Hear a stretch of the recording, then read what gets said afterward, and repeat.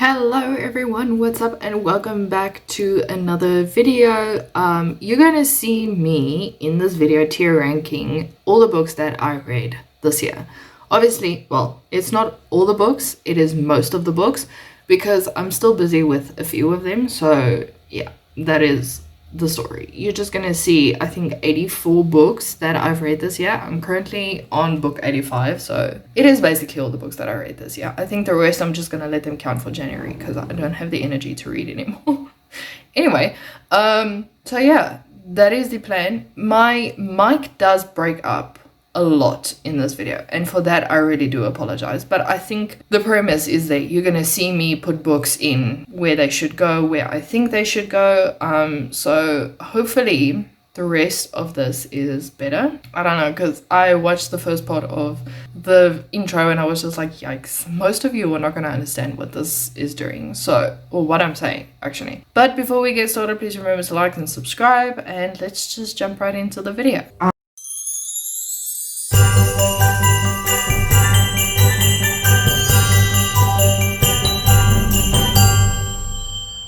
Yeah, I have a whole list of books here. They are very aesthetically pleasing, might I add. And then my tier list is with the hype, needs more hype, it was entertaining, fine, I may forget some plot developments that were mentioned, and I didn't feel anything when I read this book. I wasn't entertained. Without any further ado, let's jump right into the video. We're jumping right off with Pride and Prejudice. I am going to say it was entertaining. Plot Mountain.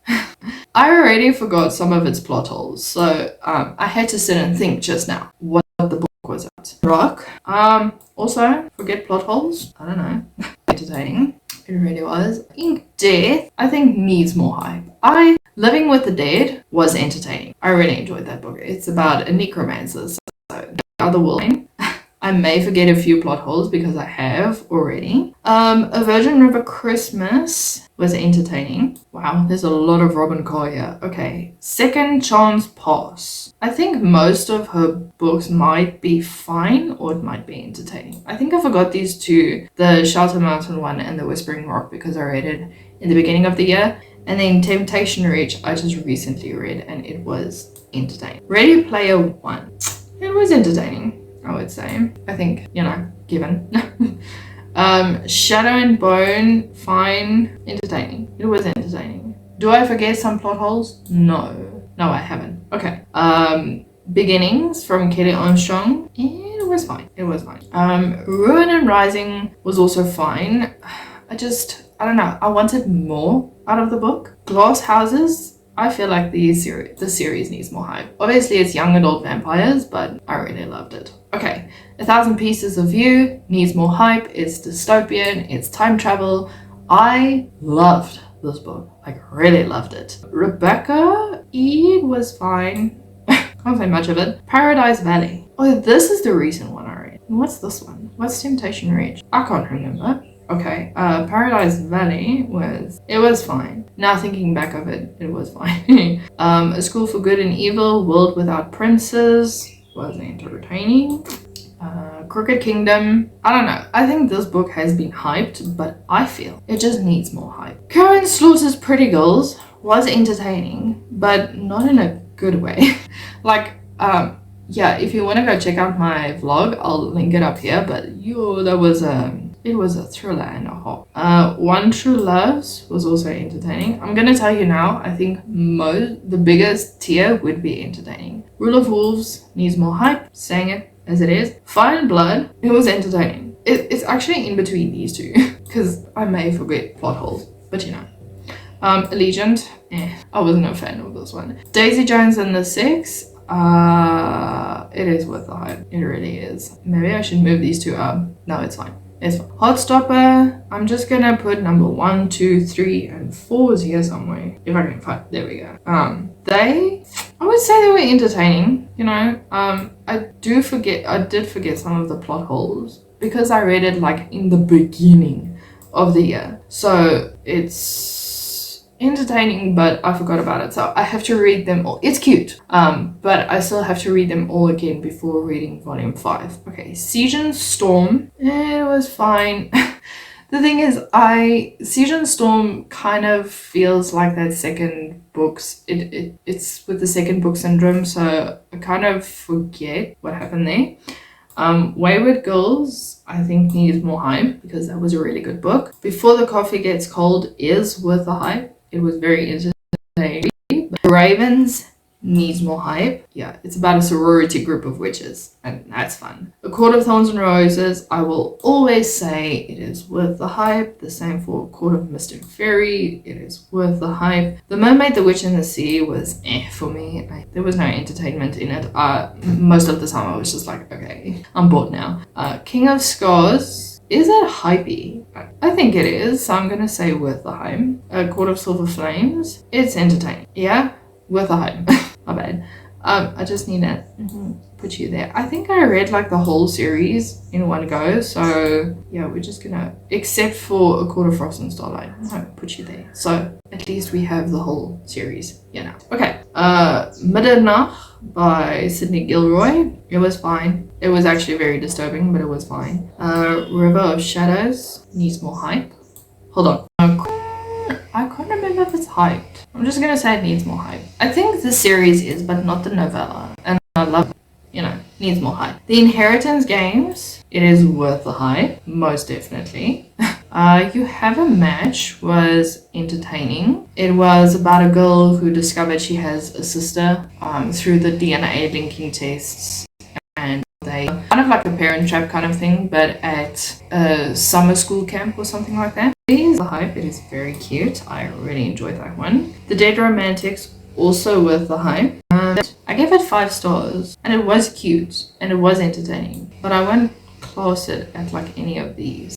Okay, so needs more hype. Just these two together, they're exquisite. I'm pointing as if you can see. I hope you can see. Six of Crows, A Crooked Kingdom. They're exquisite together. Winter in Wonderland was entertaining. I just recently read that one. Crown of Crimson is the second book in the River of Shadows from this one, so I'm going to put it next to it. Very entertaining. It needs more hype. Daggers and Destiny. I do remember this one, so I can't say it was fine. I say I may forget the plot holes. It was fine. It is like a novella in the first of a series by River Knight, and I'm dying to read the rest. Fourth Wing, I'm obviously going to say worth the hype, and then with that I'm going to put Iron Flame down as well, because it is, to me, worth the hype. Then we get All I Want for Christmas. It was fine the first 60%, the rest, ugh. Night House, worth the hype. I think it is being hyped, so I'm going to say it's worth the hype. Where the Lightning Goes, it needs to be hyped more. This was such a great book about identity. It was just great. Murder at the Christmas Carols was fine. I may forget a few plot holes there. Death on Deck, it needs more hype.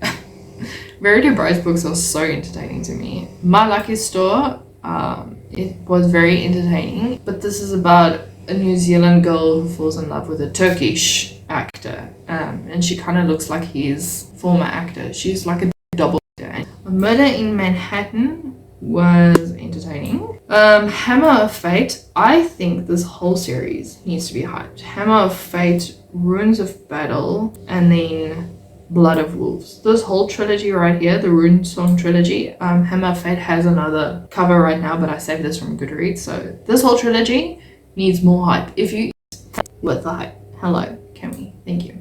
I still need to read Foxglove. And the Ship of Bones and Teeth, I would say, is entertaining. Don't know what happened there. Quest of Shadow. Yeah, it was entertaining. I liked it. First of a series. An Endless Escape. I believe this needs more hype. It's great. It's a great series. Lewis Trials. No, wait. I first need to. Elias Academy. My bad. Needs more hype. Really. If you're into young adult fantasy and all of that, I really suggest picking this book. These two up. Yeah. Say what I said. Murder by Invitation bamboozled me.